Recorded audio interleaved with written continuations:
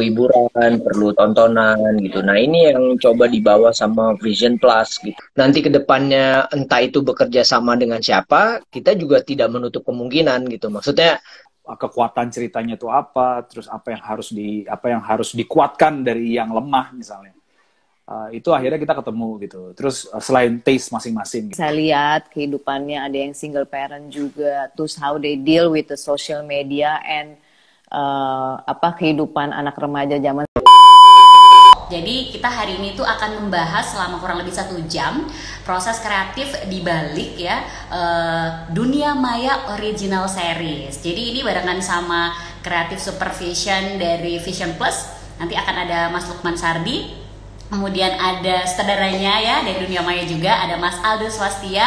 Kemudian ada lagi aktrisnya nih, aktris senior yang memang sudah berpengalaman di bidang perfilman. Kita bahas tentang yang namanya Dunia Maya Original Series. Kita akan cari tahu di balik layar ya, di balik layar dari series ini, karena kita tahu di tengah pandemi gini tuh acara-acara series ini lumayan banyak ya. Dan salah satunya adalah MNC yang akhirnya memberikan sebuah tayangan yang cukup berbeda. Kali ini ceritanya Dunia Maya ini cukup baper ya. Kalau kita udah lihat trailernya, udah ada yang lihat belum? Nah, kalau ada yang belum lihat, silahkan langsung lihat dari sekarang juga, supaya nanti dapat bocoran untuk yang episode ke-8-nya. Oke, Rudia Miko, halo. Ada Cak Boy juga, hai. Kita masih menunggu untuk bergabung ya semuanya, jangan meninggalkan Lucky. Kita akan coba undang untuk bergabung bersama kita ya. Oke, sebentar, kita akan cari Mas Lukman Sardi. Apakah beliau masih padatannya hari ini? Karena kabarnya, nah, hai Mas Lukman Sardi, selamat bergabung. Hai. halo. Hai. Mas, sehat? Sehat. Apa kabar? Lagi WFH. WFH. Berarti Iya. keluarga ada di rumah semua ya? Anak-anak ya di rumah, online school kan soalnya kalau anak-anak. Iya, sepertinya yang lain juga masih Halo. menunggu ya untuk Mas Aldo sama Mbak Karin. Yes. Kita ngobrol-ngobrol dulu ya, karena nanti Mas juga akan ada meeting ya jam 5 ya. Iya. Oke, Mas, ini dong cerita sedikit nih, karena kan ini mungkin dari teman-teman yang sudah bergabung bersama kita belum tahu banyak tentang dunia OTT atau over the top dari Vision Plus nih. Boleh ceritain dikit nggak, Mas Lukman sebagai Creative Supervision dari Vision Plus ini, bagaimana nih OTT ini bisa muncul sebagai alternatif ya, hiburan yang menarik untuk masyarakat di tengah pandemi, karena kita tahu semuanya akhirnya di rumah aja gitu, Mas. Ya pasti ya. Jadi gini, semenjak pandemi kan orang biasanya punya kebiasaan kalau di Indonesia tuh nonton film ke bioskop gitu ya. Terus otomatis begitu bioskop ditutup, sarana hiburan mereka nggak ada nih. Dengan nonton film tuh mau kemana, bioskop nggak ada. Nah, akhirnya kan kita melihat ada sebenarnya ada beberapa hal yang bisa dilakukan gitu, terutama di dunia yang sekarang memang everything is about digital gitu, ya kan? Bermuncullah begitu banyak mulai online streaming kan, baik yang dari luar maupun lokal. Termasuk juga akhirnya di MNC Group melihat ini adalah sebuah potensi yang luar biasa untuk kita bisa masuk ke ranah industri film, tapi dari sisi yang digital gitu, lebih sisi yang ke streaming gitu. Nah ini Aldo udah ada. Halo. Dan apa kabar, Do? Halo Mas Aldo. Baik Bang, hai. Halo, kenal. Lanjut, sorry. Ya, Kita ngobrol jadi ya. Ya. Lanjut Mas Lukman. Jadi kalau aku ngeliat kan masyarakat ya gimana pun juga masyarakat itu selalu perlu hiburan, perlu tontonan gitu. Nah ini yang coba dibawa sama Vision Plus gitu sebagai online streaming lokal terbesar lah gitu ya di Indonesia gitu kan. Kita berupaya untuk menghadirkan hiburan-hiburan yang bagus, yang berkualitas, juga punya cerita-cerita yang menarik, genrenya banyak. yang relate sama masyarakat, supaya masyarakat pada saat cuman di rumah aja atau gimana tuh mereka bisa nonton melalui Vision Plus. Tapi bukan hanya itu, sekarang kan memang memang dunia digital tuh udah sangat mobile ya. Jadi dimanapun orang di saat kapanpun mereka perlu sesuatu yang untuk bisa menghibur mereka, atau memang mereka mencari apa ya, kan kadang-kadang jam sekarang orang, gue suka film kayak gini nih, gue suka genre kayak gini nih, gue suka series kayak gini. Nah, itulah yang memang memang akhirnya kita bisa dapetin di Vision Plus. Nah, aku sebagai di tim kreatif juga di Vision Plus ya tentunya berupaya untuk menghadirkan tontonan-tontonan yang bagus dan berkualitas dan juga menghibur. Itu sih. Oke. Ini berkaitan juga sama konten yang dihadirkan gitu Mas di Vision Plus ini. Ada observasi sebelumnya nggak Mas untuk konten-konten yang akhirnya dihadirkan untuk menyemarakannya? Oh iya pasti ya. Jadi kan kayak tadi aku bilang, kita kan menghadirkan konten bukan sekedar menghadirkan konten aja ya. Pokoknya ya udah yuk kita juga bicara tentang sebuah hiburan yang berkualitas, yang bisa juga akhirnya membawa inspirasi juga kalau memang bisa ke arah sana. Tapi yang pasti kita selalu melihat konten-konten yang bagus tuh. Jadi dari kita brainstorming gitu, ide kita apa yang bisa masuk ke Vision Plus, termasuk kan kita ngelihat bahwa viewersnya Vision Plus juga lumayan cukup banyak beragam ya, dari yang muda sampai yang tua. Berarti kan kita juga harus mengakomodir tontonan-tontonan dari level itu kan, baik itu keluarga, baik itu anak muda, baik itu mature yang udah 30-an ke atas gitu. Sehingga harus ada semacam brainstorming, harus ada semacam kayak meeting-meeting ide-ide kreatif gitu, supaya matang, yang akhirnya bisa kita taruh di Vision Plus sehingga bisa memenuhi apa yang diinginkan oleh para viewersnya Vision Plus itu sendiri gitu. Jadi nggak yang asal udah masukin, kita brainstorming, dan kebetulan aku di kreatif lumayan emang cukup banyak untuk ngebahas hal-hal tersebut. Oke, berarti kan tadi dipikirin matang banget gitu ya. Nah, salah satunya kan series ya. Emang kayaknya di tengah pandemi ini series itu baik itu luar negeri atau lokal Indonesia itu cukup menarik ya Mas ya, banyak banget peminatnya. Nah, Vision Plus sendiri nih menghadirkan kualitas dari original seriesnya sendiri gimana Mas? Prosesnya apakah juga mengikuti kayak standar bioskop kah atau gimana? Oh iya, jadi kan gini, sebenarnya kan event ini series, tapi kan kita bicara sebenarnya ini film lah. Kita ngomong film, tapi dengan konsep series gitu. Jadi kita selalu maunya juga apa yang hadir di Vision Plus itu standarnya film gitu, bukan yang cuman udah series gitu aja. Makanya tadi aku bilang developingnya cukup panjang gitu. Mulai dari kita bicara kreatif, mulai dari ngomongin tentang premis ceritanya, mulai menggarap scene, plot, script dan segala macam, sampai akhirnya ya udah kita produksi. Produksi itu pun juga gitu kan. Kita berupaya juga menghadirkan orang-orang yang memang punya sangat kompeten juga di industri ini gitu kan. Dengan pemainnya, sutradaranya, semuanya, timnya itu kita buat supaya juga jadi solid gitu kan, sehingga apa yang dihadirkan jadi bagus gitu, kualitasnya bagus, sehingga juga penonton akan merasa even ini series, ini original series, tapi mereka bisa merasakan kayak ini feelsnya tuh film banget gitu, film banget, dan ceritanya relate. Tapi kembali lagi bahwa kayak sekarang kan dunia, kayak tadi aku bilang dunia digital itu kan, orang-orang semua lari ke digital. Bukan berarti mentang-mentang digital kita mengesampingkan itu gitu. Mentang-mentang itu bisa tontonnya cuma misalnya di handphone gitu. Tapi kan kayak sekarang smartphone aja udah semakin canggih kan. Mereka mengakomodir mulai dari sound, dari gambar yang semakin bagus. Tentunya kita juga harus mengikuti itu gitu, supaya juga penontonnya akan merasa happy, akan merasa senang dan merasa puas gitu sih.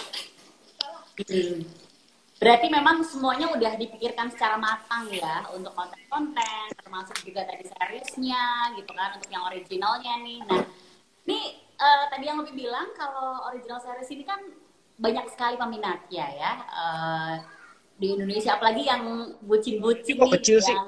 Suaranya kecil banget. Suaranya kecil. Oke, yang gedein dikit. Tadi suaranya besar, gede. Sekarang kecil. Oke, biasa Mas, sinyal Mas.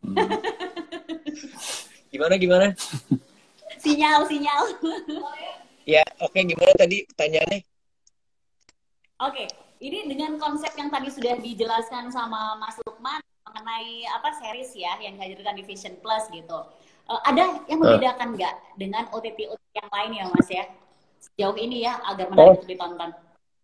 Iya, iya. Jadi Vision Plus itu selain cuman kualitas, bukan cuman kualitas, tapi kita juga bicara tentang konten-konten lokal ya. Maksudnya kita pengen banget menghadirkan konten-konten yang lokalnya tuh berasa banget gitu, lokalitasnya tuh berasa banget gitu.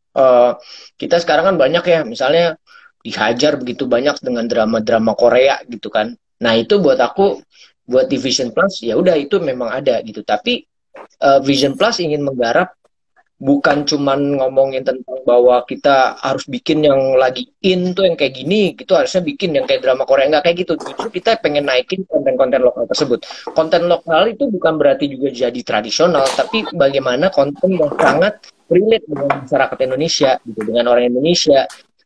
Berasa gitu mereka nonton itu, oh ini gue banget, ini Indonesia banget, itunya tuh berasa, baik itu mau drama kayak mau itu komedi, mau itu horror, even action, whatever itu kita berupaya untuk ngebawanya tuh ke arah situ. Dan kita juga nggak bicara cuman, kalau di Vision Plus itu nggak hanya cuma bicara ngomong original series as a drama loh, tapi kita juga berupaya membuat doku series yang bagus-bagus gitu. Kayak ada beberapa doku series yang kita udah buat tentang YouTubers, tentang dunia lain, tentang nanti mau ada lagi keluar doku series Once Upon a Time in Chinatown gitu. Jadi genrenya tuh kita masuk ke area-area yang mungkin bisa dibilang ini nggak diambil nih sama yang lain gitu, tapi kita ngelihat bahwa potensinya ini sangat luar biasa gitu, potensinya sangat besar, apalagi kita Indonesia punya story yang begitu banyak gitu, yang harusnya bisa digarap, bisa di-create sebuah cerita-cerita, even dari cerita yang modelnya tadinya mungkin cerita tradisional, tapi kan bisa diangkat menjadi sebuah cerita yang modern, yang juga relate juga dengan anak-anak muda sekarang. Jadi kita berpikirnya lebih ke arah situ, bukan berarti juga nanti nggak berpikir untuk ini global ya, otomatis digital itu penontonnya bisa di mana-mana aja gitu ya. Tapi kan tujuannya pada saat kita naikin konten-konten yang sifat lokalnya itu begitu berasa, orang-orang lain itu kan baik itu di Indonesia, di luar Indonesia akan mengenal, oh ini loh Indonesia. Sama aja kayak dulu Korea siapa sih yang pikir Korea bisa kayak gitu, tapi dia konsisten untuk menghadirkan tersebut sampai orang akhirnya semua tahu Korea, dan akhirnya orang pengen tahu. Nah ini juga yang pengen kita upayakan dari sekarang gitu. Berarti tinggal konsistensinya ya Mas ya, untuk bisa menghadirkan lokal konten ya, supaya secara digital, secara dunia bisa mengetahui Indonesia ya Mas ya. Amin, amin. Ya. Oke, Mas, kita ke Mas Aldo boleh ya? Karena ini sebagai salah satu juga pelakunya nih. Mas Aldo, apa kabar? Sehat, sehat. Terima kasih. Apa kabar Mbak? Sedang di mana sekarang posisinya Mas? Di rumah, di rumah. Kita ya? menikmati rumah. Menikmati rumah ya. Ini kita mau ngobrol tentang Dunia Maya original series nih yang udah tayang ya. Kebetulan juga udah masuk episode 7 dan akan 8 besok nih gitu. Ini ceritanya cukup menarik ya, tentang seorang remaja cantik yang pengen terkenal gitu dan pengen terjun jadi content creator. Ini di ranah digital gitu, ini cukup relatable nggak sih Mas ceritanya sendiri si Dunia Maya ini dengan keseharian dari ya mungkin remaja-remaja atau milenial yang sekarang ini emang kayaknya digital menggila banget gitu Mas. Iya, kalau pertanyaannya relatable atau enggak, tentunya ya, karena kan kita tahu sendiri social media tuh udah banyak banget sekarang, udah banyak banget gitu sekarang, terus penggunanya juga di kita luar biasa banyak gitu kan. Jadi rasanya ini salah satu cerita yang kalau misalnya ditonton sama siapa saja gitu ya, mestinya relatable karena hampir semua orang di Indonesia mestinya ya sudah punya gadget gitu. Dan nggak sedikit juga yang mau jadi content creator kan. Nah ini kita angkat juga tentang content creator ini, dan apa ya sebenarnya positifnya banyak memang gitu, tapi ada juga konsekuensinya yang kita harus pahami. Sehingga pada saat kita bermain di dunia maya, kita juga harus cerdas gitu. Kita juga harus aware sama apa efeknya kalau misalnya kita terjun ke situ gitu. Nah ini salah satu poin penting sih sebenarnya. Jadi banyak pembelajaran juga dari cerita ini yang bisa kita ambil kalau kita mau jadi content creator. Gitu sih. Ide awalnya dari mana Mas dunia maya ini? Apakah pernah mungkin ada pengalaman seseorang kah? Atau mungkin hasil dari kolaborasi ngobrol-ngobrol bertukar pikiran tadi seperti Mas Lukman Sardi sampaikan tadi? Iya, kalau ide awal pastinya kolaborasi ya, nggak dari satu pihak gitu. Jadi ide sudah ada dari Vision Plus gitu ya, kemudian dikembangkan oleh pihak MNC dan saya gitu, bertiga gitu. Jadi kita sama-sama membuat dunia maya itu seperti yang sekarang kita bisa lihat bareng-bareng gitu.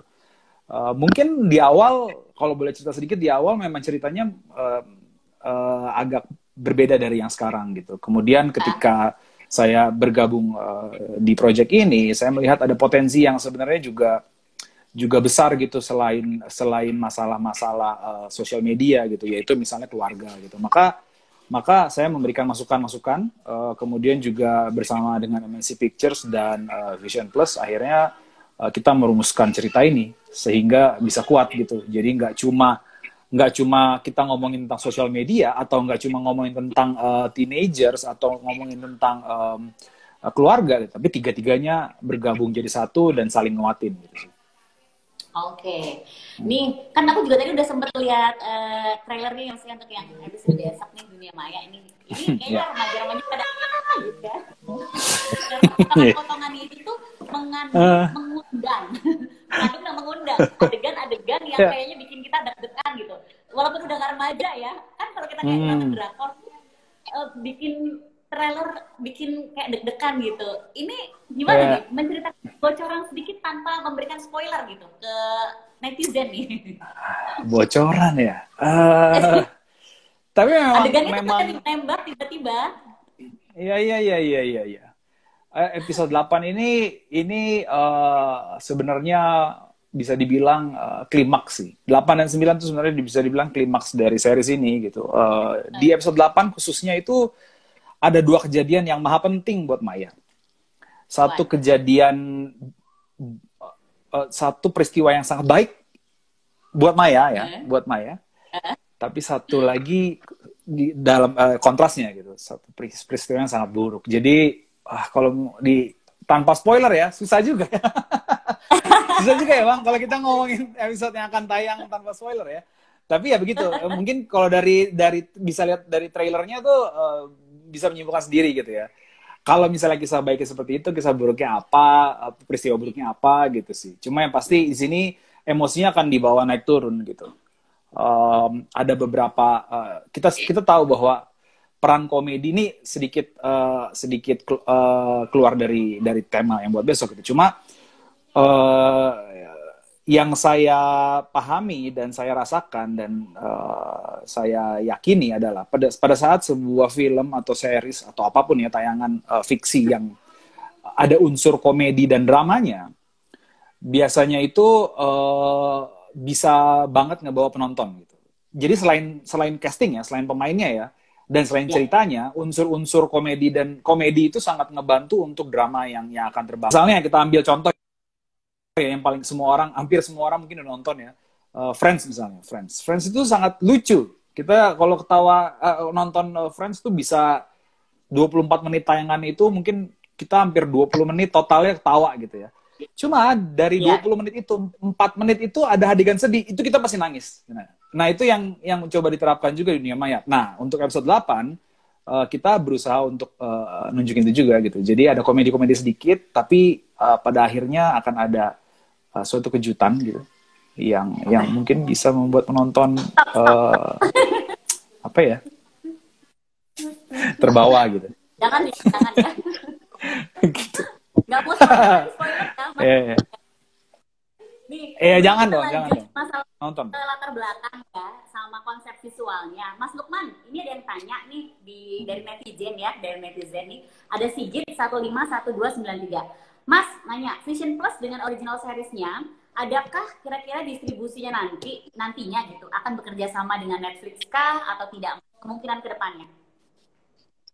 Sejauh ini sih belum ada kepikiran ke arah situ ya. Kita sama-sama online streaming ya. Maksudnya Netflix dari luar, Indonesia, Vision Plus lokal. Tentu kalau ditanya, memang kita dari awal tuh orang lebih aware sama Netflix karena memang Netflix yang duluan.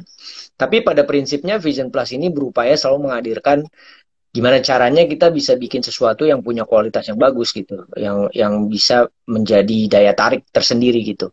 Nanti ke depannya entah itu bekerja sama dengan siapa, kita juga tidak menutup kemungkinan gitu. Maksudnya di dunia sekarang itu kan kadang-kadang kita ada perlu sesuatu yang sifatnya untuk menguatkan banyak hal, kerjasama gitu ya. Even misalnya sama-sama streaming platform, tapi kalau sama-sama punya kepentingan yang sama, bisa aja itu terjadi, tapi sejauh ini memang belum pernah ada terfikir gitu kan ke arah sana. Tapi pada intinya Vision Plus itu sendiri selalu berupaya untuk menghadirkan yang bagus, yang terbaik dengan cara yang gimana caranya yang terbaik juga untuk menghadirkan itu sendiri. Baik itu dengan kekuatan kita sendiri atau memang kalau diperlukan ternyata punya potensi untuk kerjasama dengan siapapun, ya why not gitu. Oke, tuh sudah terjawab ya, Gitu sih. sedikit ya. Oke, kenapa tidak? Kalau memang ada peluang-peluang ke sana ya Mas ya, mungkin depannya ya. Nih, Iya. lanjut lagi ke dunia maya nih Mas Aldo. Mungkin boleh sedikit dikasih ini Mas, cerita mengenai pemilihan konsep visualnya dan belakangnya sendiri seperti apa untuk series yang dunia maya original series ini? Oke, konsep visual ya. Yang pertama kan kita, saya selalu tekankan gitu ya ke teman-teman bahwa konsep-konsep treatment gitu ya, termasuk treatment visual, itu semua lahir dari cerita gitu ya, dari cerita dan dari pesan yang ingin disampaikan gitu.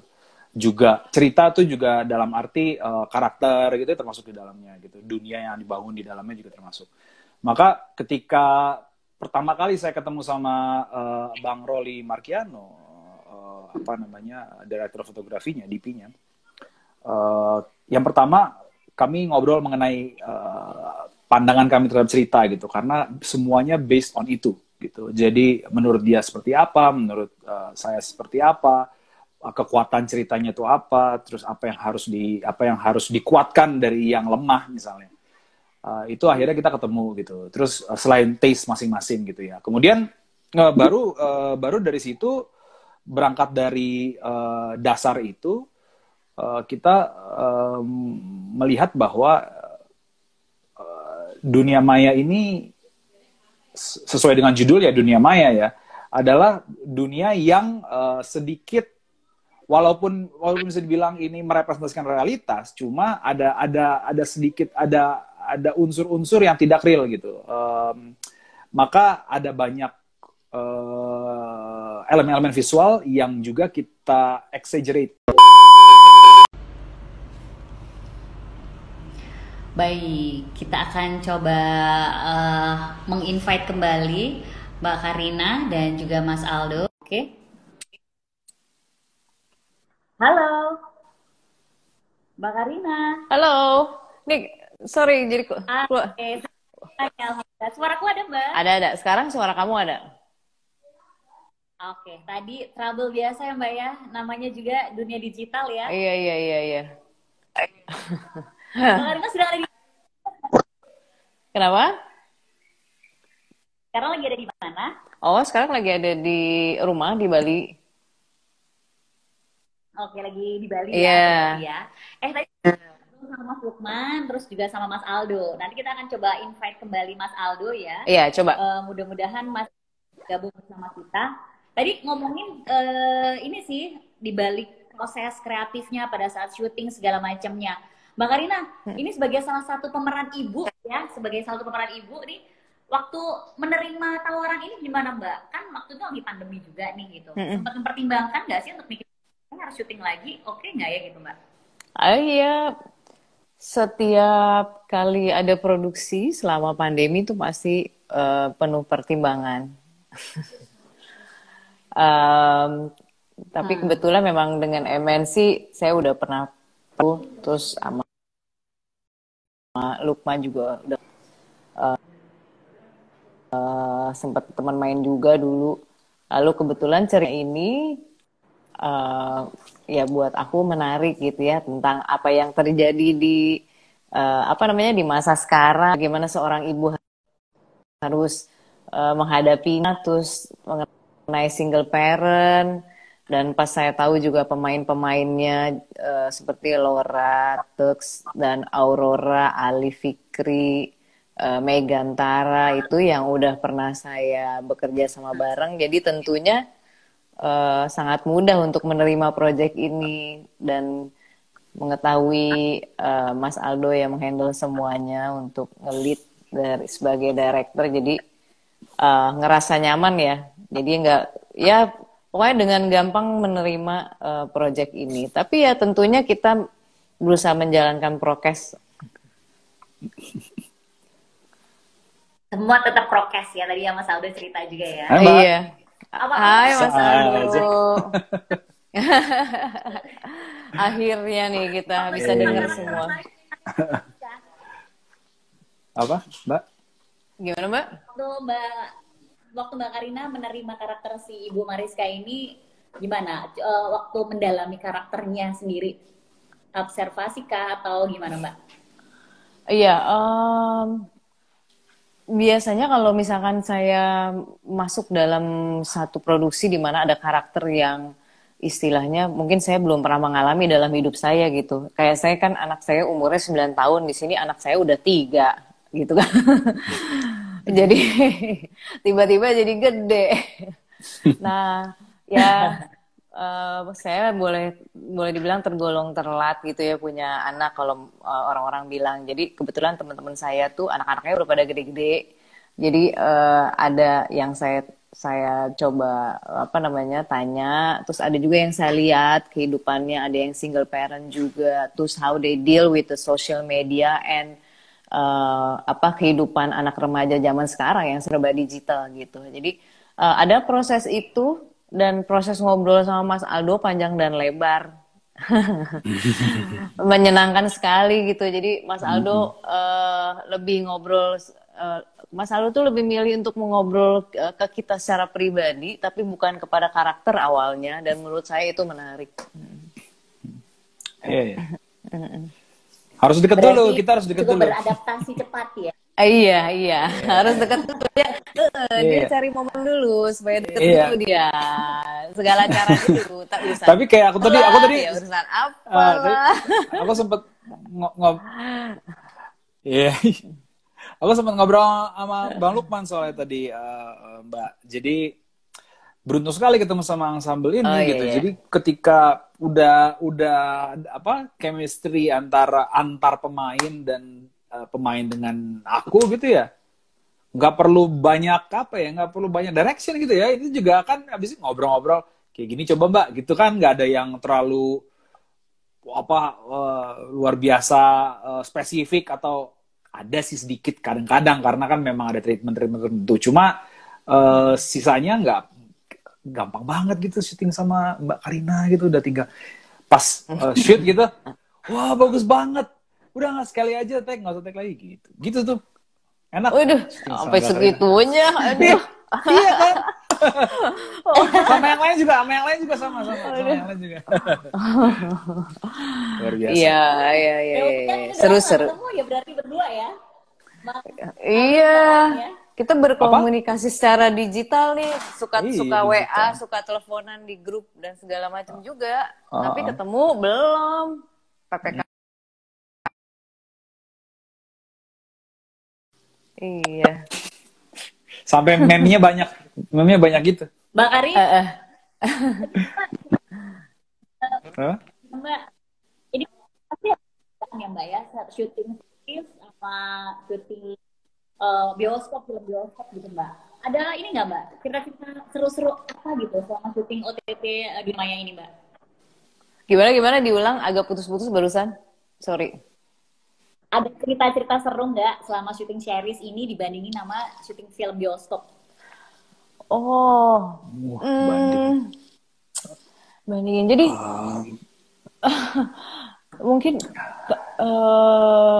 lumayan banyak juga ya kalau dibilang experience-nya gitu ya, apa namanya, perjalanan dari awalnya sampai akhirnya gitu. Cuman singkat kata, kalau series itu kan kita dalam satu rumah kita kadang syuting dari episode 1 sampai episode 10 gitu.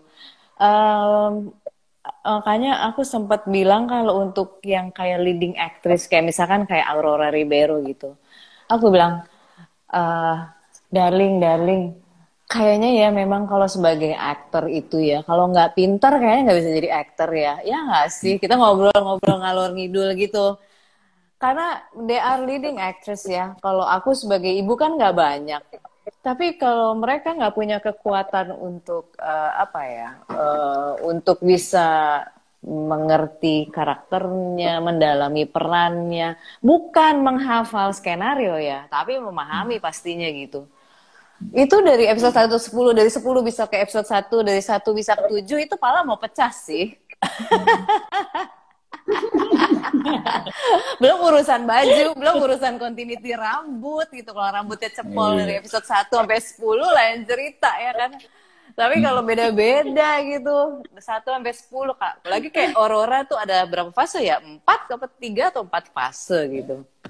Jadi bioskop itu punya keseruan persiapan dan shooting days yang kayaknya bisa kadang-kadang bikin yang gimana gitu, adrenalin ya. Kalau si series ini tuh itu pun tetap ada, tapi keseruannya lebih kepada kita tuh sama-sama bisa 1,5 bulan dengan kru, dengan tim, terus juga dengan pihak digital TV gitu ya. So we become close. Terus sedih banget tuh pisahnya. Jadi ya itu yang berasa, dan itu tuh kayak suka nagih lagi gitu, pengen lagi series. Mungkin Aldo udah nyiapin lagi series berikutnya sama Mbak Karin. Pasti kalau sama Mbak Karina pasti. Nggak cuma series ya. Kita juga punya proyek kuliner yang banyak ke depan. Ini belum aja. Proyek kuliner, makan bareng aja belum kejadian nih. Iya benar. Iya, setelah syuting PPKM dulu. Aduh. Mbak Karina, ini dong, minta pendapatnya nih, melihat platform OTT ini sendiri gitu Mbak, di tengah pandemi, apakah cukup ini ya Mbak optimis untuk bisa menunjang karir aktor untuk kedepannya gitu, untuk banyaknya series-series yang diproduksi, karena kita tahu kayak sementara ini untuk bioskop juga belum banyak gitu kan yang ditayangkan kan. Kalau kita bicara bioskop ini memang sekarang lagi nggak bisa berjalan, sedih banget. Karena juga banyak film yang masih belum keluar, terus tetap bioskop tuh kok seperti masih kayak tolak ukur gitu ya untuk kita bisa kayaknya gimana ke internasional. Hanya ya memang digital ini menurut aku ya secara pribadi ya dunia digital ini ya memang sangat optimis nih kayaknya gitu untuk kedepannya. Apalagi ya dengar desas-desus juga misalkan banyak produksi luar mau memproduksi di sini, itu ya digital gitu juga ya bisa bekerja sama dengan Indonesia. Jadi aku optimis. Kita kerja itu sebetulnya asalnya dari hati. Kita kerja tuh pergi kerja kita pengen bersenang-senang ya dengan yang lain gitu ya, supaya kita nggak ngerasa kerja, ya nggak sih? Nah, apapun kerjaan itu gitu, dimana sebetulnya sekarang ini peluangnya adalah digital, dan di dunia industri film ini maksudnya pekerjaannya juga banyak, dan yang harus tetap bekerja gitu loh, harus tetap mencari nafkah buat keluarganya. Jadi buat aku juga secara pribadi bahwa series ini menggali lagi, karena kita bertemu lagi dengan cara yang berbeda, ceritanya berbeda lagi, terus lebih banyak lagi variasi-variasinya seperti itu. Jadi aku ngerasa fun juga doing series gitu. Jadi beda fun tapi dua-duanya tuh asik gitu. Dan ini ya memang ke depan dunianya ya digital gitu ya. Kita nggak bisa pungkirin. So ya go digital. Di kondisi sekarang yang bisa jalan itu ya udah kita go gitu deh. Kira-kira Mas Aldo, mungkin nggak sih bakal ada season keduanya? Maya, ada pertanyaan nih dari salah satu ini kita. Itu pertanyaan yang Kedua. mestinya ditanyakan ke Bang Lukman ya. Cuma jujur untuk dunia maya tuh terbuka kemungkinan untuk season 2 sebenarnya kalau misalnya kita nonton sampai ending episode 10 ya. Mau dikasih tahu endingnya seperti apa episode 10? Jadi bisa kira-kira nyangka ada episode season 2 apa enggak. Tapi enggak. Mbak Karina masih masuk lagi? Oh, ya mau dong, Mas Aldo. Bagaimana udah siap? Ya kalau season 2 intinya gini, kalau saya ya, season 2 itu secara cerita bisa season 2 sisanya ya tinggal penonton gimana gitu sih. Iya, kita nunggu penonton nih bagaimana. Penonton mensupport kita dong, mensupport kita. Berarti Iya. ya, keduanya ya. Mbak, Iya. ini kan sekarang udah jam 5 ya, waktunya udah mepet banget. Dan sepertinya Movie Talk-nya harus selesai. Nah, ini kan besok hari Jumat akan tayang untuk episode 8. Nah, ada yang pengen disampaikan nggak ke penonton atau ke netizen, ke followers kita yang hari ini mengikuti obrolan kita nih, Mas Aldo dan juga Mbak Karina?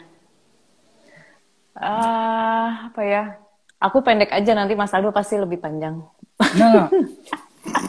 Nah, Intinya udah masuk di episode 8 itu menuju ke 9 dan menuju ke 10 itu adalah tidak boleh dilewati. Jadi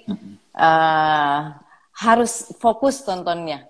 Kita itu bekerja juga harus fokus, nonton juga harus fokus. Oke. kita bikinnya serius ya, Banyak Mbak. kaget-kaget ya. Banyak yang mengagetkan tuh episode 8, 9, 10. Ya kan Mas Ya, Aldo? betul sekali. Iya. Ya, kalau dari aku sama kayak yang tadi aku udah bilang. Sebenarnya aku udah bilang tadi episode 8 ada 2 peristiwa yang kontras terjadi pada Maya. Itu aja, jangan sampai terlalu spoiler. Terus bahwa ini episode 8 dan 9 akan jadi puncak gitu dari cerita dunia Maya gitu. Tapi nanti episode 10-nya konklusi tetap ya masa nggak ditonton kan gitu. Tapi ya gitu. Kalau 8 puncaknya. Jadi jangan sampai lewat. Harus tonton. Iya. Fokus. Terus nonton. Fokus. Besok ya, jangan Ya, besok. ya. Episode 8 di Vision Plus pokoknya tayangnya. Iya. Baik Mbak Karina, Mas Aldo, karena waktunya sudah 1 jam lebih, Lupi harus pamit. Terima kasih Mbak Karina, walaupun gabung sama Lupi, sama Mas Aldo, it's okay. Nanti kita akan ngobrol-ngobrol lagi untuk episode selanjutnya ya Mbak Karina ya. Mas Iya. Aldo, terima kasih banyak. Terima kasih Mbak Lupi. Dipur ya, prokesnya dijaga, stay healthy and stay safe ya. Oke, Ya. makasih Oke, Lupi. Thank Makasih you, semua Mbak yang Lupi. udah join. Makasih Terima kasih semuanya yang udah enjoy. Terima ikutan. kasih Mbak Karina. Yo, makasih Aldo. Bye-bye. Bye-bye. Bye. Baik, sudah ngobrol-ngobrolnya barengan sama Mas Lukman Sardi, kemudian juga Mas Aldo ngomongin movie talk ya, di Dunia Maya original series. Lupi harus pamit, terima kasih untuk yang sudah bergabung, mohon maaf. Tadi ada sempat beberapa kali gangguan sinyal biasa.